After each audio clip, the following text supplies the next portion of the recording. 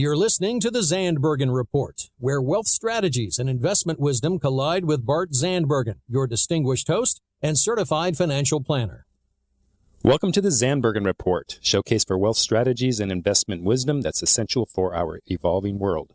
I am your host, Bart Zandbergen. In studio, as usual, we have our engineer, Paul. Paul, how are you? I'm good. How was that 3-day weekend? It was not a 3-day weekend. I had to work on Monday.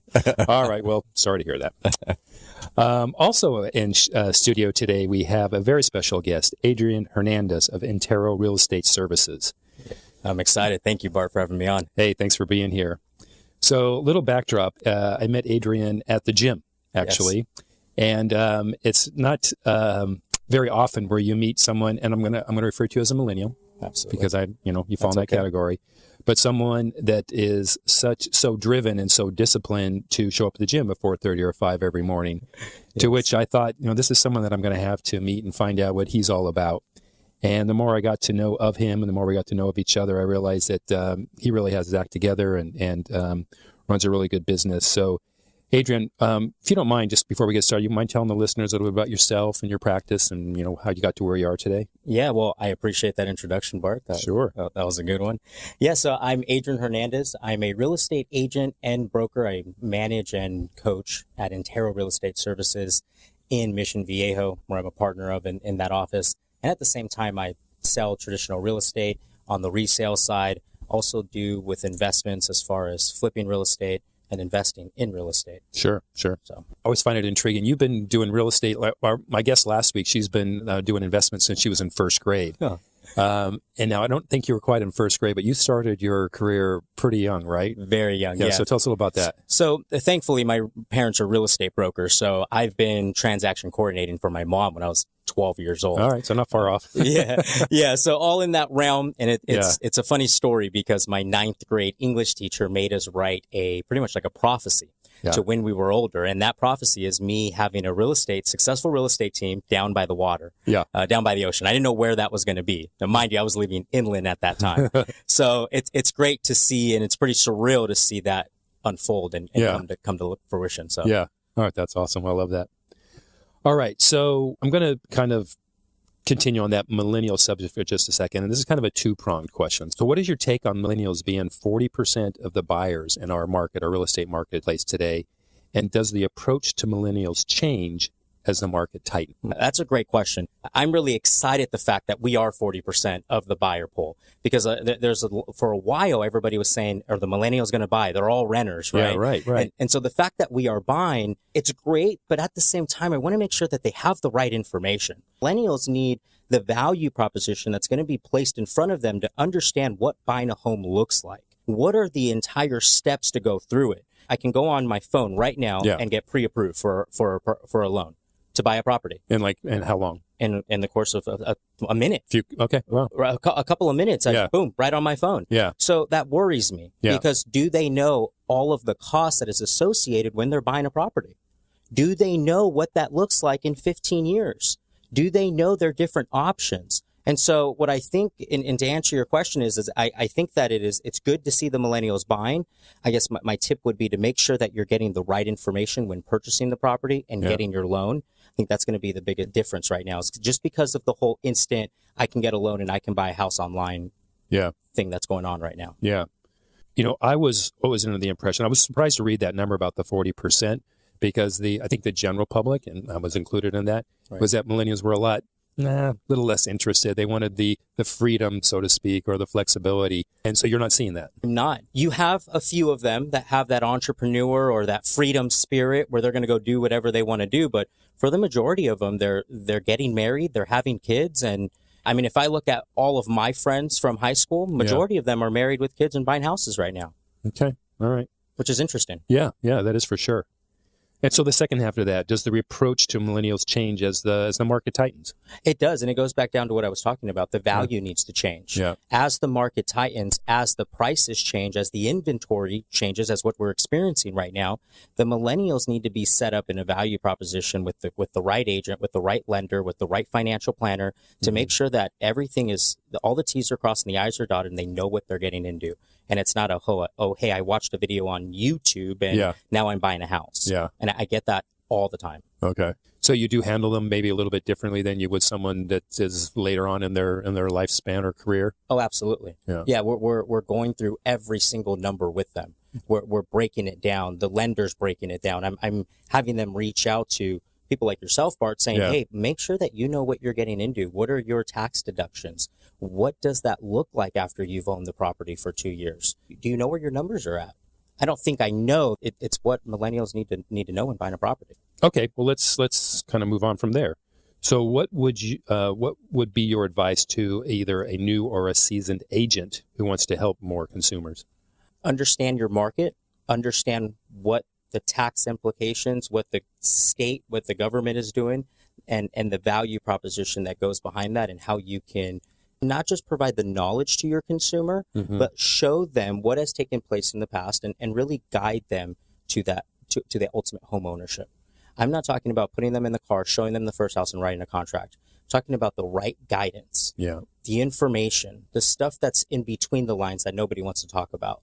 And as a professional, if you can take yourself and spend an hour, I got this from my coach, spend an hour every single day learning and reading something about your profession, that compound effect that's going to take place over the course of the year is going to be huge, and you will be a master in your area.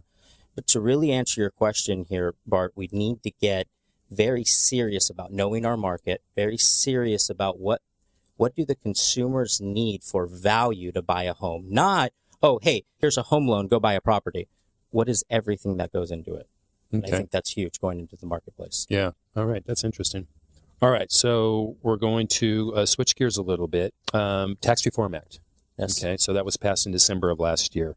A lot of new laws, a lot of new updates, and most of it's still being absorbed. I understand it. Even the IRS hasn't really completely absorbed it from what I can tell. Right. One of the ones that I think affects both you and me in my business is the new limit deductibility of a mortgage, $750,000. Yeah. So I have my opinion on what that's going to do with the real estate market. What's yours? Well, my opinion is that it's obviously going to decrease the inventory, which we're already experiencing. I feel like that's only going to get more tight. That's only going to tighten, and at the same time, prices are going to flatten. But what I do know about, or what I would say, is that when you look at the tax reform, for the most part, it's really affecting where we're at, the coastal areas, right? Mm-hmm. The high-end areas, the Beverly Hills, the above $1 million. The average sales price, if you look at anywhere else, is what, $400,000?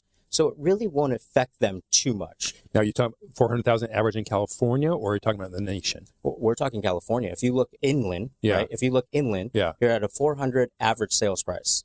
All right. So if we average all of California, is that 400,000? Or are you saying just inland empires or inland California? I'm just talking about inland California. Okay. Now, if we take a look at nationwide, we're like $200,000 on a nationwide perspective. The tax reform's not going to have too much of a concern on that. Right. But when we look at the high-end areas, we do. And I do see that changing the market. I do see that changing the inventory. I do see that bringing us into what's called a normal market, where properties take longer to sell, where the supply is just as equal as there are the demand, and that's going to happen due to the interest rates also. So it's all coming together. Yeah. You actually just took my next question. The interest rates, I think, for sure are going to impact, right? Absolutely. I mean, you still got, what's your percentage of cash buyers? Is it large? It's 25% in our business. Okay. That's still pretty high for, writing 7-figure, maybe 8-figure checks. Right. And I'm seeing $1 million, $2 million cash buyers quite often. Yeah. Okay. Which is interesting. All right. And I tend to agree with you. I think it's going to have some impact, some areas more than others. And definitely the states that are, so we've got California, we've got New York, New Jersey, the coastal states for sure. Exactly. Yeah. Well, and then one thing we got to think about, Bart, is we're buying a $1.1 million home. This tax reform, if you take a look at it in numbers, and you're at an interest rate of 4%, and your average tax bracket's 25%. So that means if you look at what the tax reform did, you're in essence spending additional $200 a month. When you're buying $1 million home, you don't know if $2 million is going to really make or break your idea of saying yes or no. So, but don't forget, there's more than just that. There's the SALT, right? The elimination of SALT. So the property tax. I think there's going to be those buyers that were maybe on the limit that said, hey, if I can't deduct more than $10,000, if I can't deduct a property tax, if I can't deduct more of $750,000, maybe not. Or maybe I'm not going to buy as expensive of a house, which I think could possibly compress. Absolutely. And the move up buyers are going to second guess it. Yeah. They're going to think twice and go, okay, does this make sense? So now we are dealing with people that would have sold between the 400 to 700 mark that are now saying no because of the tax reform, and now they're not buying that $1.5 million house. Yeah. And that can be a big deal. Because the mortgage deduction is grandfathered, correct? Right. And the SALT is not. That's just for regardless. Right. And then in 2026, something's supposed to occur at that point. Yeah. It's called, it basically goes away. Right. All right. I think we're going to have time for a quick break, and we'll be right back. All right. When you use the Premier Rewards Gold Card from American Express, the rewards points can keep on multiplying. Buy 3 with triple points on airfare. Buy 2 with double points on gas and groceries. And a single point for pretty much every other dollar you spend on the card. Then, start choosing from over 1 million rewards to redeem all those points. Apply today and the annual fee for the first year is on us. Call 1-800-AXP-GOLD or visit axpgold.com. The annual fee for the card is $175. See terms, conditions, and restrictions at axpgold.com. Do you want a free analysis of your inbound marketing? Do you want it in 30 seconds or less? Then check out Marketing Grader, the free marketing tool from HubSpot. It's simple. Just go to marketinggrader.com, enter the URL that you want to analyze, and Marketing Grader will instantly give you a detailed report grading your lead generation, mobile marketing, social media, competitive benchmarking, and more. It's simple, it's powerful, and it's free. marketinggrader.com. All right, back to Bart and his guest. All right, welcome back. Let's finish up on that tax reform. So we may or may not see a compression on prices, and we both agree we could probably see something. How do you think that's going to affect inventory? Well, with what we were just talking about with the move-up buyers, I feel like that's going to drastically affect inventory, as most of them are not going to be too intrigued to go buy that $1 million, $2 million house. And then something we got to think about is, are that $1 million, $2 million, are those homeowners going to start saying, hey, California, what are we doing? And does this make sense for me to get my money out of here? I mean, that's personally what I'm experiencing. I recently had 2 sellers say, they called me, the whole tax reform happened. They said, Adrian, I'm not doing it anymore. I'm out. We're going to Florida. When can you list my house? I see both of those going on, but it's going to be interesting to see if they do sell, if those people do happen to sell, will the $650 to $700 say, okay, $300 to $200 a month isn't that big of a deal. To see that happening, well, that's going to have a lot to do effect on the interest rates. Yeah. Okay. And by the way, I'm seeing the same thing. I've had a handful of clients that, either have moved their location for sure, and either they've retired and or moved and or said, I'm just going to move my business. I've had a client that moved to Texas, whole business, all employees, everything. Yeah, so it happens. Like I started by saying, I find you to be unique for what you've accomplished at your age and so forth. Thank you. Tell us about your average day. I know you're at the gym early, so tell us how your day starts and how it ends. So it's funny. I just did a YouTube video on this on my daily schedule, and I'm getting a bunch of messages on nice. Actually helping them. So I didn't know that, but go ahead. Yeah. So in essence, I wake up at 4:30 in the morning, and my goal is to be at the gym by 5 o'clock. Yeah. So at the gym by 5, I'm out of there by 6, I'm in the office by 7. And then so from 7 to 7:30, I'm just mindset, I'm doing affirmations, I'm writing down gratitude, what I'm happy about, all the good stuff. And then I go straight into role play. So I role play for 30 minutes, and that's just me mastering my craft, working on different scenarios. And then I get straight on the phones, and I'm lead generating. I'm looking for buyers. I'm looking for sellers. I do that for 4 hours. I do that till 12 o'clock every single day. Rather if I'm calling real estate agents or people that are looking to buy, people looking to sell, or just leads that we've received from online. So I do that till 12. 12, I go into follow-up. 1 o'clock, I take a quick little lunch, which is typically at my desk. And then 2 o'clock, I'm working on the business, which is actually inside of it, different systems. What can I get better at? How can I get better? And then 3 o'clock is typically appointment time from 3 to 4. And then from 4 to 6, I'm back on the phones. Okay. All right. And you're recently married, so you got to have some family life balance, right? Yes. So you're home by what time? 6 o'clock. Okay. Yeah. For the most part, 6 o'clock. And when I'm home, I'm home. Yeah. Right. And so if where's your phone go when you get home? Is it close by, or do you put it on the shelf? We just created a rule where they have to stay. We have a little shelf right when you walk in. They have to stay there. Hers too. Yeah. Because we both catch ourselves scrolling, and we're both on the couch. The TV's on, the computer's on, and their phones are on. And it's just like, okay, what are we doing here? Yeah. It's crazy. Okay. Well, it's glad to know I'm not alone. I have it wasn't self-inflicted. My wife makes me put my phone away when I get home. So it's funny. I do so every week I set intentions, right? Yeah. And this week my intention was be fully present when you're there. Yeah. When you're there, be there. That's a good one. That's I like good. that. So you've obviously received a lot of coaching. You do a lot of coaching. Give a couple ideas, like what are a couple of nuggets that either you've garnished over the years and or that you were telling your people that you coach? Biggest thing I can say, and you touched on this part, your morning routine. With any profession, I'm sure you can agree, the morning routine I think of it as a rubber band, right? You wake up early, you stretch the rubber band. Yeah. You get a workout in, you stretch the rubber band. You do some affirmations, you stretch the rubber band. You got a good meal, you stretch the rubber band. But by the time you go to do the activity, you let that rubber band go and Yeah. right? It's all that energy. It's everything there. So if I can give an advice, create a solid morning routine. Yeah. And then the schedule is the schedule is going to be your boss. If you're an independent contractor, if you're an entrepreneur, if you're running a business, your schedule is your business and that's your boss. And that determines everything. Yeah. Right. So that would be a huge tip I would give to everybody. Okay. And when you say schedule, do you actually you put your workout in your schedule? You put your lunchtime in your schedule? Absolutely. Everything? You start the schedule with you and your family. Yeah. That's the first thing. You come first, your family, and then from there you put in your workout. When are you going to go enjoy your time and then business and then have it all time blocked? Okay. Yeah. And so we sit it with our agents and we completely go through that. We sit with our agents and we break down their schedule. I figure out what they're doing right, what they're doing wrong, and the adjustments. I won't say what they're doing wrong, but just the adjustments that we can make to make them more productive and efficient. Okay, great.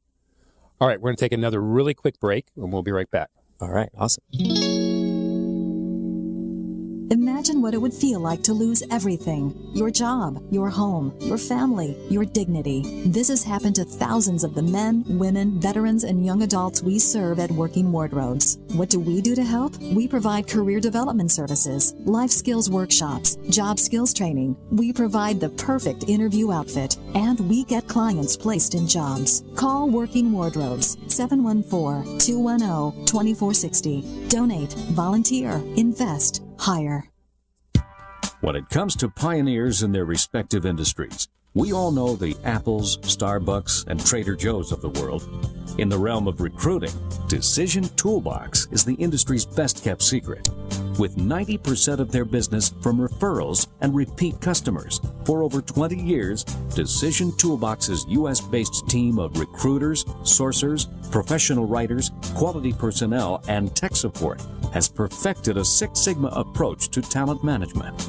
No matter the size of the project, Decision Toolbox delivers incredible results. A cost per hire less than half of what contingency firms charge, with the winning candidate presented in an average of 14 days, all with a 12-month candidate warranty. With results like that, Decision Toolbox won't be a secret for long.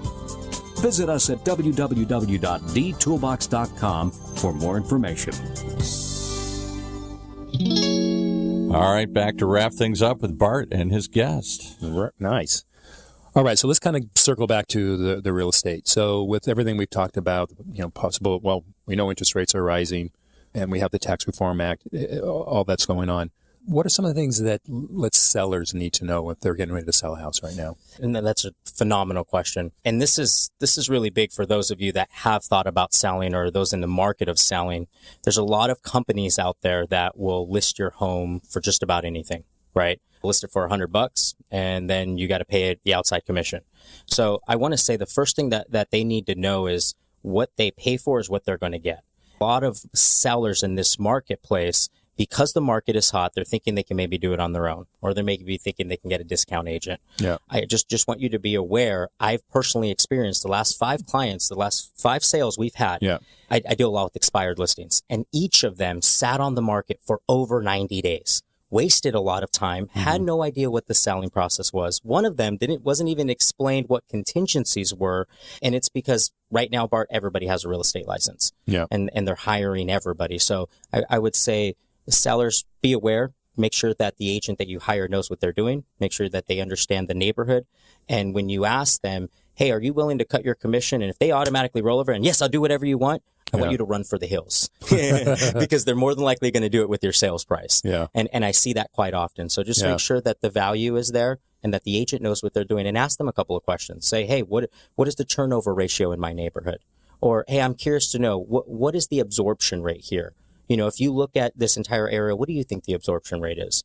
And to give sellers, you know, what an absorption rate is if you take all the active, all the pending, all the closed, and all of the properties that are under contract, you add them up, let's say it's 100, and then you take the number that sold, and let's just say 10 of them sold. Okay. Right? You're going to divide that too. Okay. That's going to give us a percentage. Okay. That percentage is the absorption rate in the area. That's going to tell us what is the market demanding and what's the average percentage that your property has to sell based on what the market has to offer. Okay. Somebody just tweeted in a question you just answered, what is the absorption rate? And somebody then followed it and said, where would you go find this? How would I know? Yeah, Redfin would probably be the best source. Zillow doesn't bring up everybody, so I would be aware of the Zillow, right? But this is a question to ask them to see if they even respond. Hey, do you know what the absorption rate is? And your listing agent goes, it kind of gives you that tilt head. You should probably think a little bit. Yeah. Right? Okay. To a certain degree, you get what you pay for, kind of, with real estate agents? To the extreme. You wouldn't put a Rolex for sale in a garage sale, would you? Yeah, correct. Right. So we got to be careful. Yeah, so I had a neighbor, and it's the first time I've seen this sign. He said it was really big, and there's a funny end to the story, but he goes, oh, these guys are really big in Europe and in Canada. Purple bricks. Purple bricks. Yeah. Sign was up for 3 months, and then the sign went down, and some other agents went up. So that's that's almost a do-it-yourself, isn't it? It's like an online. Yeah, you pay an agent like $500 or $1,000, and they represent you. I believe it's a huge malpractice in the industry. Oh, really? I personally believe it is. Yeah. Because you're performing malpractice. You're not fighting for the sales price. You're not providing the negotiation that they need. Yeah. This market is calling for a professional. Yeah. And if you don't hire a professional, then you'll experience what that's like. Okay. Another question here, somebody, and this is kind of one off of my thing here too. If somebody hires an agent, what is that agent going to do to market the property? In a world where all the things are online, everybody sees it, it's all out there. It used to be, well, gee, I run more ads and I've got more offices or something here. Right. Or am I looking at the wrong way? They're not there to market it because the whole world knows instantly you're out there. It's more what they do to get a qualified buyer and to hold the price up. What's the role of the agent these days? To market it or to make the deal? Well, it's to do both. It's to market the property efficiently, but it's to also, there's a difference. There's passive marketing and there's active marketing. Passive marketing is putting on every single website out there, making sure everybody knows about it. That's very easy to do. I can spend $10,000 right now and it'll go everywhere. Okay. Okay, great. Now, active marketing. Are you engaged in the people that are looking at the property? Are you looking at it every single day and going, okay, who do I need to call that can be a prospective buyer for this home? You know, what I personally do when I list a home, I go and I door knock the entire neighborhood. I door knock the entire neighborhood. I call the entire neighborhood. I leave voicemails. I'm going to exterior neighborhoods because I'm going to try to find the buyer for this person. I cannot rely on passive marketing like the internet to bring me a buyer. Will it eventually? But if your home's not selling, then I got to get out there and I got to find your buyer. Yeah. And, all right. and I'm going to say that's the biggest thing that an agent needs to do. Yeah. And when you look at it, back then it was all marketing. Yeah. Now it's, what are you going to do different? Okay. How are you going to negotiate when an offer comes in? Are you going to roll over it, or are you going to make sure that we can get the most amount of money for my home? Because I know sellers' number one concern is making sure they don't leave any money on the table. Right. And sometimes we'll hire a 4% agent and end up thinking we're saving 2% on commission. You're right. We end up losing like 10%. Yep. In the long run. Penny wise, pound foolish, right? I love that. Okay. Short on time. So last question before we wrap up. So we talked about sellers. What about buyers? A couple quick things that buyers should be looking for. Yeah, same thing, guys. Instant gratification does not going to come down to buying a house. You get away from that, we're going to need to take some time. We're going to need to explore your numbers. There's so many different programs out there, making sure you know what you're getting into. Don't just get pre-qualified to get pre-qualified. Sit down with them and understand what's going on. Okay. And then as far as finding listings, making sure that you have an agent that's out there doing the same thing like I'm explaining, door knocking and actively finding them the property. Right. If I have a buyer and there's no listing on the MLS, I'm going to go door knock a neighborhood that they want until I find the house for them. Yeah. Well, I love your style, Adrian. I love your style.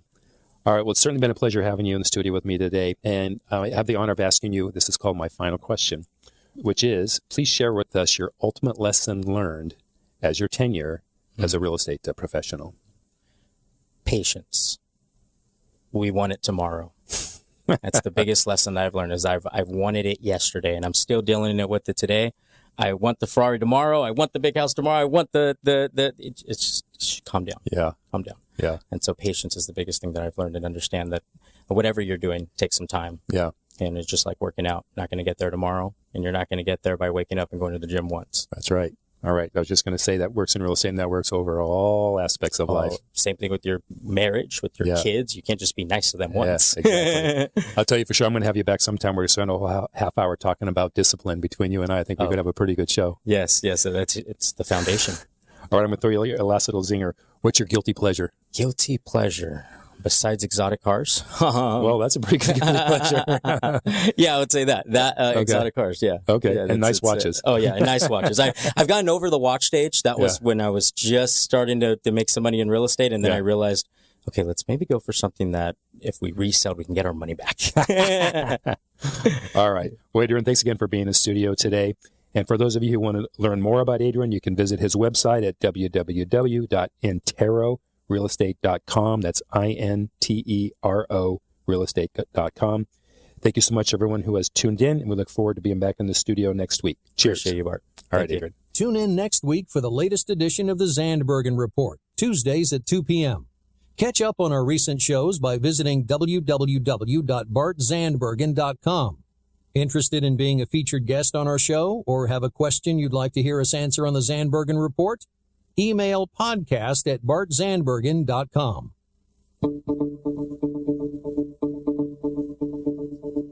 The Zandbergen Report is a production of OC Talk Radio and is provided for educational purposes only. The content of this program and the views of the guests should not be considered as recommendations by OC Talk Radio or investment advice from the host, Bart Zandbergen, or any other entity attached to this production. Investors should always consult qualified financial, investment, tax, or legal professionals prior to investing.